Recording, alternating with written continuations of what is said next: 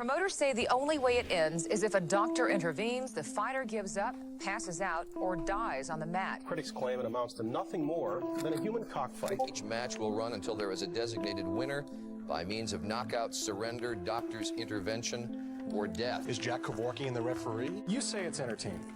Feeding Christians to the lions was entertainment. Every November, the UFC celebrates the anniversary of their first ever event, the birth of modern-day mixed martial arts, ushered in by the legendary Gracie family. It is one of the most seminal moments in the history of the sport, a clear catalyst for what would eventually become a multi-billion-dollar industry. The largest deal in the history of sports will officially be revealed to the world this morning by the UFC. We have the information tonight, a $4 billion deal. Yeah, $4 billion. One didn't realize that UFC was that big and would command that much money. And while that night is all the wonderful things that have been said about it in countless documentaries, books, and articles, just below the surface, an undercurrent of skepticism about its legitimacy has run since before the event even took place. And even though these concerns have been largely washed out by the mainstream mythologizing of UFC 1, the questions remain to this day. How fair was that first event held by the Gracies, won by a Gracie? Was this entire tournament a carefully orchestrated advertisement for Gracie Jiu-Jitsu in the guise of a legitimate competition? Who made the major decisions? Where did these other fighters come from? Who was not included, and was it on purpose? Why did the event play out like it did? Is this entire sport built on a lie? They picked the fighters. Oh, really? They picked, Jorge and Gracie picked the fighters. Right. Seems to me like it's a 2-hour advertisement for Gracie Jiu-Jitsu, which is what it turned out to be. We celebrate this event every November, and rightfully so, but there's so many questions unanswered, and it's time we found out the truth. I'm Tommy from MMA On Point, and this is MMA Unsolved. Was UFC 1 rigged?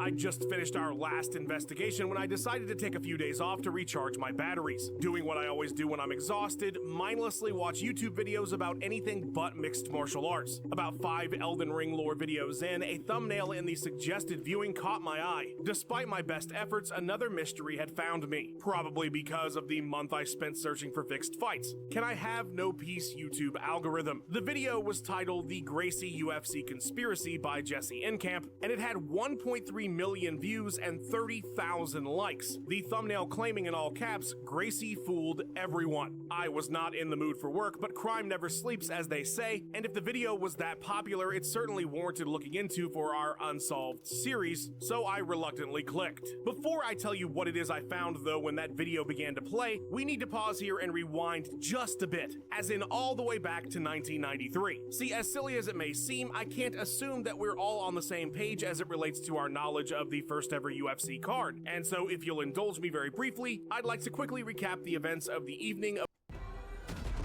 What is power? Maybe the better question is November 12th, 1993. It was a frosty night with a high of 37 that felt more like 20 due to the 18-mile-an-hour winds. I'm sure the thin air 5,279 feet up from sea level did no favors either. At the McNichols Sports Arena, home of the Denver Nuggets, 7,800 people with 86,000 more at home witnessed the birth of mixed martial arts in the United States. The one-night 8-man tournament dubbed the Ultimate Fighting Championship was the brainchild of Conan the Barbarian director John Milius, ad executive Art Davie, and Gracie Jiu-Jitsu Grand Master Rorion Gracie, son of the legendary Elio Gracie, who was a founder of the Gentle Art. The event was exclusively available on pay-per-view for $14.95 US, distributed by Semaphore Entertainment Group or SEG, and featured 8 martial artists from various disciplines. Gerard Gordeau, a saboteur from the Netherlands, Tila Tuli, a Hawaiian sumo wrestler, Kevin Rozier, a kickboxer out of Buffalo, Zane Frazier, an LA-based Kempo karate fighter, boxer Art Jimerson from St. Louis, Patrick Smith, a third-degree black belt in Taekwondo fighting in his hometown of Denver, Ken Shamrock, an American shoot fighter trained in Japan, and finally Royce Gracie, younger brother of event organizer Rorion, representing Brazil and of course Gracie Jiu-Jitsu. The 8 men would be fighting in a padded cage shaped like an octagon, later dubbed Well, the octagon. The rules were simple. No biting, no eye gouging, and fights go on as long as they have to in infinite 5-minute intervals, or just 5 rounds depending on who you talk to, until somebody taps, snaps, or throws in the towel. Everybody gets a grand for being there, runner-up gets 15, and the winner 50. The pay-per-view kicked off quite literally with Gordeau punting Tuli's teeth into the stands for a 26-second TKO victory in the first quarterfinal bout. Next, Rozier defeated an exhausted Frazier when his corner mercifully threw in the towel after 4 minutes. Gracie would submit Jemerson in under 3 minutes. Shamrock would submit Smith in under 2. The semifinals began with Gordeau earning a corner stoppage win against Rozier in just under a minute, which is about as much time as it took Gracie to submit Shamrock. Then, following an alternate bout that took place right before the finals for some reason, and a ceremony honoring Elio Gracie that was booed by the bored crowd, the championship round took place and would see Hoist secure yet another submission to defeat Gordeau and become the first ever UFC tournament winner. The rest, as they say, is history. Alright, now that we're all caught up on the general concept of UFC 1, let's watch this conspiracy video. To my surprise, when it began to play, I was immediately met with Bill Superfoot Wallace. Is it straight? Oh, now, yeah. Trick for you to fix it for? Okay, got it. The first ever play-by-play commentator in UFC history. He was there on that historic night calling the action and had spent a lifetime in the martial arts. So I was immediately intrigued by what he was doing in the video and what it is he had to say. Fast Billy, who claims one of the reasons he was not brought back for UFC 2 was because he asked too many questions, had quite the tale to tell indeed, essentially implying that the entire event was a setup to ensure Hoist Gracie came out of the tournament victorious. Wallace's 5 key claims are as follows. During the event, someone was guiding his commentary. When the fights happened, I have a guy sitting beside me from the Gracie Jiu-Jitsu telling me what to say about the Gracies. So it's to push the Gracie. So basically I'm thinking, oh, something doesn't sound right here. Right. It seems to me like it's a 2-hour advertisement for Gracie Jiu-Jitsu. Tila Tuli was not allowed to continue his quarterfinals bout with Gerard Gordeau, not because of his missing teeth, but because his size would be problematic for Hoist. If this guy can hit this guy with his best shot, 2 best shots, and nothing happened, how's Hoist going to take him down? Oh. Hoist going to get dropped down for the double leg, he just flattens out on his back. Ooh, yeah. Now he let Floyd's on his stomach flatten out. This guy's going, So they wanted him out. Sure. Yeah. Art Jemerson, Gracie's first round opponent, was purposely sabotaged prior to the fight. One of the guys who was a really good boxer asked him not to use the smoke because he had asthma. So they used the smoke anyway. You're coming out there about halfway through the match, just Oh, so like smoke machines. Sure. You go, now hold it just a minute. What the hell's going on here? Yeah. There was no specialized gear allowed, except for Hoist. Plus, he was the only one that was allowed to wear a uniform. The other guys couldn't even wrap their hands. No. But he was allowed to wear the uniform. And you got guys that because I want to wrap my knees. No, you can't wrap your knees. No. But Hoist is allowed to wear all that stuff. Yeah. Yes. Yeah, they're allowed to wear gis because they do jujitsu. He was wearing a jujitsu karate gi. Yeah. So, you go, hold it, what, I don't understand this. Yeah. Finally, Wallace claims that the other 7 competitors were hand-selected to fare poorly against Hoist by his brother. Orion Gracie picked the fighters. So they probably picked fighters that would look good against Brazilian. Of course it would, yeah. Because you got to stand up, the hands are here. Right. How easy is it now for you to drop down and do a double leg? Yeah. Because they'd never seen it before. Right. They had never seen a takedown before. No. They're stand-up fighters. Now, I'll be honest, I was a bit underwhelmed by what Superfoot had to offer here, especially considering this video had so many views and likes. And if you've been a fan for any amount of time, you've probably heard the things he's saying. And sure, while there were some interesting points if they were true, it seemed like a bridge too far just from that information to call one of the most seminal events in the history of the sport rigged. I had a starting point though, and I decided a proper investigation was needed in order to determine just how legitimate these claims actually were. My research led me through countless interviews with all parties involved, a multitude of books that are either directly about the first UFC event or at some point gave first-hand accounts of the card and its development. There is a ton of content out there about UFC 1, as you would imagine, given the event's importance. And so, drowning in primary sources, I decided I would tackle Wallace's claims one by one. The first accusation that honestly had me rolling my eyes as soon as I heard it, was that Thule was not allowed to continue his first round fight because he would literally squash Royce Gracie. While I'm sure that is true, of course, that Royce would have never been able to get up if that man was on top of him, proving once and for all that Nate Diaz's Sumo-style wrestling is the best base for MMA, the story just doesn't add up. When you watch the fight itself, Jiu-Jitsu Federation referee João Alberto Barreto, who was hired by Rorion because of his understanding of Jiu-Jitsu, is seen arguing with Gracie, who, wearing a full-on tuxedo, seemed enraged at the stoppage, even yelling over to Thule's cornerman in English, "Is he good to go?" And the reason Rorion was going ballistic over this stoppage is because the rules specifically explained, and there are many accounts to confirm this, that the referee would not be stopping the bouts. You or your team either called it quits or you went unconscious. He was essentially there to determine if there was a finish or a foul. Barreto simply panicked at the violence and stepped in. Telling MMA Fighting years later, Rorion came to me and asked, "Why did I stop the fight?" And I asked him why not. The guy is all bloodied up. Big John McCarthy's version of the events from Cage Side in his biography confirmed Gracie's outrage at the stoppage. And that's one of the most famous refs right there. Everyone knows this guy if you watch UFC, Big John McCarthy. And in fact, after the doctor advised them not to continue the fight, Thule himself confirmed in a 2016 interview with Sherdog that his brother actually called the bout. When I think back to that time, I can only think how lucky I am that my brother threw the towel in. Because at that point, that's when I woke up and I knew, like, you know what I mean? And I don't know what I would have done. I would have took Gordo's throat or his balls off. Well, that's fun. Anyway, point being, not a... Hey, yo! Single part of that matches up with what Wallace said, besides that the people involved exist. Given how badly Superfoot's first claim struck out, I decided to then look into the next most implausible, the story of Art Jimerson's asthma and the smoke machines. Now, in the video, Wallace calls him a very good boxer who had asthma, so while they didn't name Jimerson specifically, he was the man representing boxing at the event, and one would assume, given the context, that they're talking about Art, especially considering that they show him on the screen as they discuss it. There's only one problem with this though. Art Jimerson doesn't have asthma. Yeah. Unless he's kept this a secret to every person on the planet besides Bill Superfoot, there's not a single source anywhere on the internet or in books that corroborates this claim. Not to mention he certainly didn't look gassed. In fact, it was being terrified of an injury and his $20,000 appearance fee that made him and his management decide to tap at the first sign of trouble, which was when Royce got the mount. Not because he couldn't breathe, but because he'd already been paid as much as everybody but the winner of the tournament and had a huge boxing match potentially with Tommy Hearns scheduled for just a few months later. So he couldn't afford to break a limb, a fear instilled in him by Big John before the event as he explained the horrors of the gentle art, as well as when he went backstage and saw the carnage. I go back to the dressing room and Ian walks Kevin Rozier with a broken jaw. I can actually hear his bones go side to side. He's trying to put his jaw back in place. Because I'm Teddy Tool with teeth missing from the front of his mouth, blood right out of his mouth. And one of my managers literally started crying. They were chasing his ass saying, "All right, don't do it." He's saying we're lawyers and basically you pull out, we got your back. So, okay, was this whole Gracie conspiracy video a joke? Wait, did Bill Wallace mean Zane Frazier had asthma and gassed out in his fight? Well, as it turns out, yes, because Zane did in fact have a severe asthma attack during his bout with Rozier. There's just one problem with the smoke machine accusation, though. Later, I find out they rushed me to the hospital, they intubated me, and they found out I had asthma.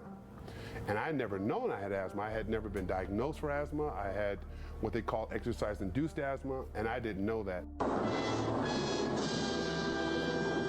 Well, that theory went right out the window. Dog is 0 for 3 on theories. Not only did Frazier not know he had asthma, but earlier in the year at the World Karate Championship, Zane went into respiratory failure and purposely hid that fact from everyone, especially Art Davie and the Gracies, so that he would be allowed to compete at UFC 1, meaning there's no possible way they could have known that the smoke machine would eliminate Frazier from the competition, and he certainly couldn't request that they not use the smoke because he didn't know that he had asthma. Was it a Gracie's idea to have these dastardly machines, though, in case somebody had a breathing problem that they could exploit? Nope, it was SEG executive producer Campbell McLaren. I wanted a lot of drama, like a lot of fucking smoke.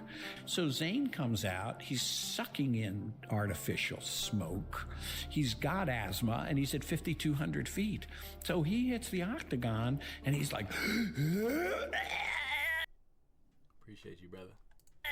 All right, so Fast Billy was over too, and I was starting to think that maybe we were just gonna have to cancel this entire investigation and not even make a video. But I figured it's better to do my due diligence and see this through just in case something he had to say proved correct. So next I wanted to investigate his claim that somebody was feeding him Gracie propaganda essentially during the broadcast. He specifically mentioned someone sitting right next to him. Wallace was in the middle between Jim Brown and Kathy Long, but I pretty quickly eliminated them as the potential Gracie mole feeding Bill lines. And while of course only he knows what was said to him on that night, both potentially in person and in his production headset, I think he's referring to broadcast team member Rod Machado, who did sit down in the booth during the card, and yes, Rod was in fact a Gracie Jiu-Jitsu pupil. While it would seem that he was just there to make sure everyone understood the ground game, that was definitely not the case. When you look at the contributions made by Machado during the show, he's very much there to get across those classic Gracie talking points. It's kind of ironic that that Royce Gracie is going to wear his judo top. Actually, Bill, it will work in his favor. It'll be easier to grapple with the guy. Yes, Bill, you know, it's interesting. 95% of the fights, according to PD, police department studies, end up on the ground. It's so hard to see sometimes, but that's the power of jiu-jitsu. He was framing the entire event in that context, and the rest of the show seemed to fall in line so perfectly with it that it certainly raises suspicion. Bro, they had NYPD statistics that most fights end up on the ground. That it's surprising a Gracie student hired by a Gracie believed that Gracie was going to win, but there's no denying the bias. Hell, even Big John McCarthy, another Gracie pupil, said in his biography that, quote, "I hadn't thought so much of the UFC as a vehicle for the Gracies, but to Horian, that's exactly what it was, an infomercial for Gracie Jiu-Jitsu. The ceremony honoring Elio right before the finals is another pretty clear indicator that even though SCG handled production, this was the Gracie show through and through. More evidence that the entire event was just a ploy to prop up business can be seen in the ads Horian would run in Black Belt magazine before and then directly the month after the event for his instructional tapes. Royce's victory was fantastic marketing. In Jake Rawson's piece titled Starting a Fight, Big John is quoted about the boom in business created by the event. At the time UFC went off, Horian probably had 120 to 150 students. After that show, he had to have 500 that month. It just exploded. Along these same lines that this was all about selling gym memberships, do you know why Rickson Gracie wasn't chosen to represent the family in the event, even though he was the clear choice in terms of ability and physicality? The legend goes that Horian wanted to have Royce do the show because he was the slighter of the brothers, and it would show that the techniques taught in Gracie Jiu-Jitsu could take on all comers regardless of your size. But that's just Gracie lore. The reality that's been corroborated by multiple sources is that Rickson and Horian were not on good terms because Rickson had been training his own clients outside of the Torrance gym and was opening up his own academy, which Horian insisted have his brother's first name attached to it so that nobody could confuse the two brands and think that he was somehow affiliated with Horian's gym. And so because Royce was still a member of his gym, the gym he had trademarked the Gracie name for use in the United States, that his lesser brother was chosen for UFC 1. Alright, so Superfoot was 1 for 3. But I mean, of course the Gracies want to prop themselves up. It's good for them, it's good for their business and jiu-jitsu. That doesn't mean the event was rigged necessarily. Maybe they were just supremely confident in their system and strongly believed that they would prevail. Thus a tremendous business opportunity. Next, I decided to tackle Bill's claim about specialized gear. Through my research, I found that a rules meeting held the night before the card almost exploded into an all-out brawl, and what fighters were and were not allowed to wear was the catalyst. There are at least 8 or so separate accounts of this meeting that are very similar, directly from the people that were in the room, which just lends more and more to the credibility that this is how things went down. Most of my information about it is coming from the 30 for 30 podcast episode about UFC 1, Clyde Gentry's book No Holds Barred, the article Starting a Fight by Jake Rawson, Art Davies' biography, and video interviews with some of the parties involved. At 7 p.m. the night before the event in the conference room of the Executive Tower Inn in Denver, Campbell McLaren, Horian Gracie, and Art Davie held a meeting to ensure all the fighters understood the rules and signed the waiver for the event. What was meant to be a quick and simple introduction went south very quickly. The biggest issue at the meeting was by far equipment, giving credence to what Wallace said in his video. Zane Frazier saw it as the Gracies changing the rules at the last minute, claiming that everyone had submitted information about the type of gear they used in their art and that it was approved beforehand. But the rules meeting would prove otherwise, as no wraps could be worn that covered the knuckles, and if gloves were a part of their discipline's competitions, they must be 6 to 8 ounces. Both Frazier and Jimerson in different sources called the situation, quote, "See, now that's some bullshit," and didn't even see the point of the gloves if they couldn't properly tape their hands. While Jimerson was not happy and would eventually famously walk out with a single Y'all, if you've ever done boxing, you know that you can hurt your wrist very badly by throwing a punch with a glove on with no wraps. Boxers wrap their fist and they attach it to their wrist with wraps. So basically, the fist and the wrist is together. Like, you know, it's not super loose. Because this looseness right here, like, mess up your wrist. Single glove. What's that sound?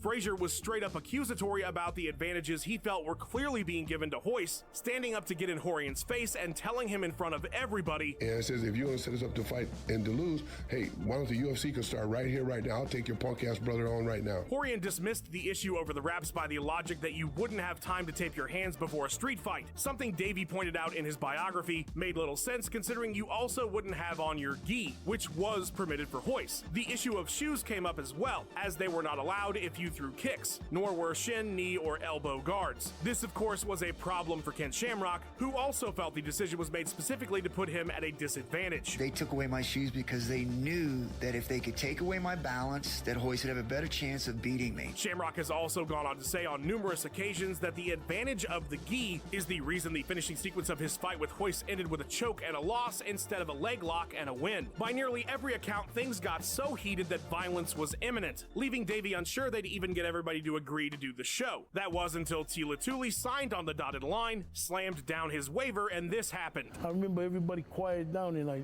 looked at him and I said, hey man, I came here to party. If anybody came here to party, I'll see you in the arena tomorrow. After that, everybody else was ready to party. We're good, streaky!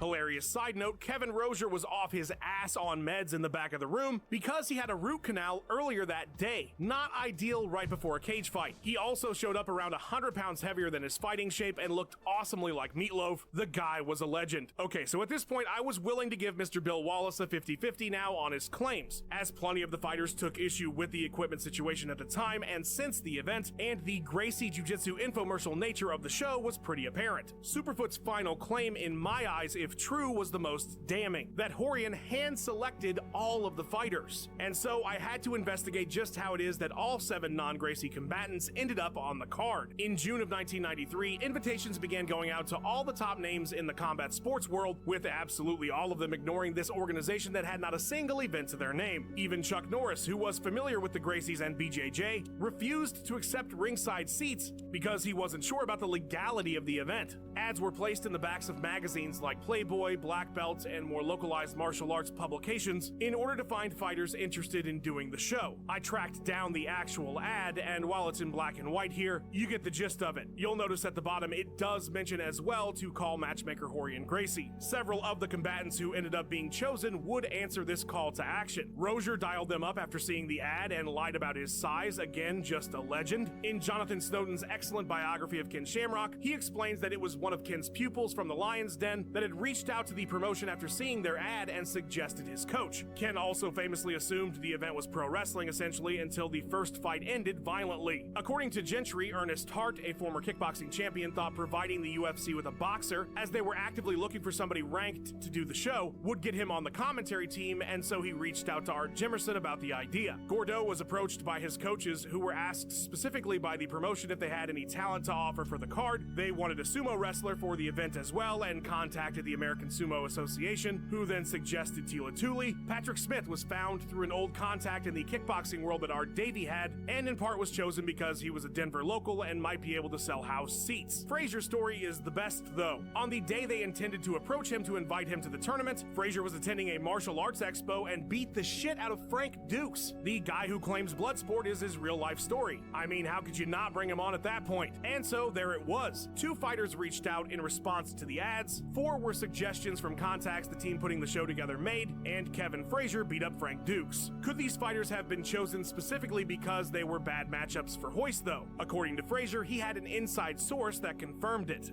They wanted a videotape. They wanted a audition tape to see who, if you are worthy enough to be in the tournament, is what they said. We wouldn't send in the videotape because what we found out, there was a girl that I knew that was working for them. They said, hey, they're trying to study different fighters to see who they can beat.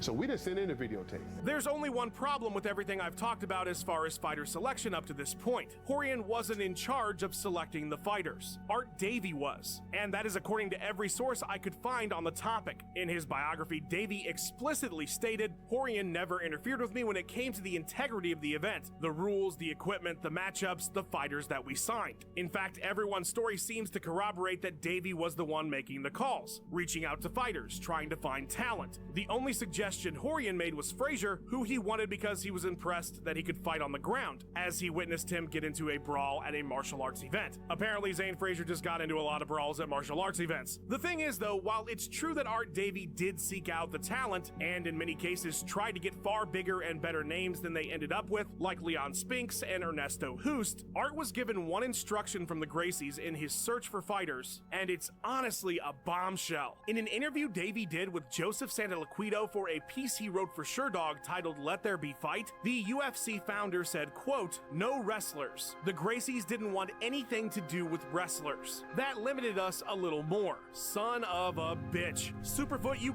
telling me these guys' specialty is being on the ground, yet they required no wrestlers be involved. So no experts on the ground except them. Crazy work, y'all. This is the origin story of the UFC.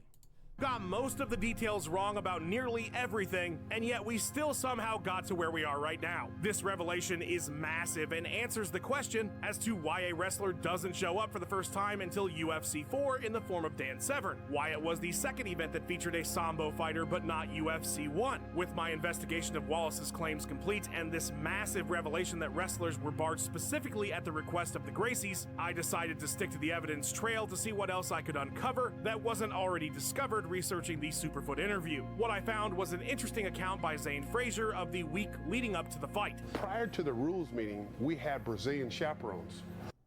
I was the first one to ever join the military in my family. Crazy. When I got out, I knew Taking us around to different gyms that they had designated that we could only work out in. So essentially what happened is that I was doing a drill with some guys where I was punching the bag, kind of a blitzing bag, and I was doing double leg takedown and double down, pound in, elbow it, and get back up. I was doing this drill.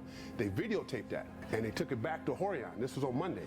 So on Tuesday, when I went back to the gym, I was training for this. There's another guy named Carlos Valente. And I'm naming names so you can check this out. Carlos Valente was watching me train. He goes, oh, these guys aren't going to want to fight you because how do you know Gracie Jiu-Jitsu? That kind of thing. There was also a section in Gentry's book where Gerard Gordeau claimed he was initially meant to compete against Royce in the opening round of the tournament, but that it was switched at the last second because an SEG exec was told by Japanese media in attendance that Gerard was tough. John McCarthy did say in his bio that the only matchup Rorion made that night was to pair Royce with Art Jimerson initially, with his claim being that it was because boxing was such a significant art in the US, and he wanted Royce to be the one to defeat it. Davie has explained that he was all over the place with the matchups till right before the event started, so that could explain why Gordeau felt he was switched around. The Dutch fighter who broke his hand and would compete with some of Thule's teeth in his foot for the remainder of the tournament went on to say that the doctor warned Royce about his injuries, and that Gracie used that to his advantage in their fight, only guarding against the other side of his body. He even went so far as to say that he got duped by the quote Gracie Mafia. To be fair on that claim as well, it was kind of obvious which side Gordeau was banged up on by the finals. Then there was Big John's absence from the first event. A pupil of Rorion, McCarthy immediately put an application in for the second UFC event, only to be pulled aside by Gracie and told, quote, what are you doing? You're with us and Royce is doing this. You can't fight Royce, you can enter when Royce leaves. Gracie would then suggest that McCarthy instead be the referee for the second event. Given his size and strength, and the fact that Royce would struggle as well with the very strong, very big Kimo Leopoldo, it's not a stretch to say that given McCarthy's acumen in jiu-jitsu, along with his size and strength strength advantages that he might have been able to defeat Royce, and that they're encouraging him to be a referee was to ensure that didn't happen. Also notable about UFC 2, because that second card was moved to a smaller venue in Denver, the fighters no longer had dressing rooms. In Big John's gold mine of a biography, he talked about how the fighters were put up in a rundown drug den hotel across the street from the Mammoth Event Center and had to warm up and wait there to be ushered back to the arena when it was time for their bout, forced to traverse a pretty seedy alley between the two buildings. Everyone, that is, except for Royce Gracie, of course, who had a room in the arena that I'm sure was much nicer than the hotel across the street. John even wrote, quote, "Royce found that being Rorion's brother had its advantages. Indeed, Mr. Big, indeed."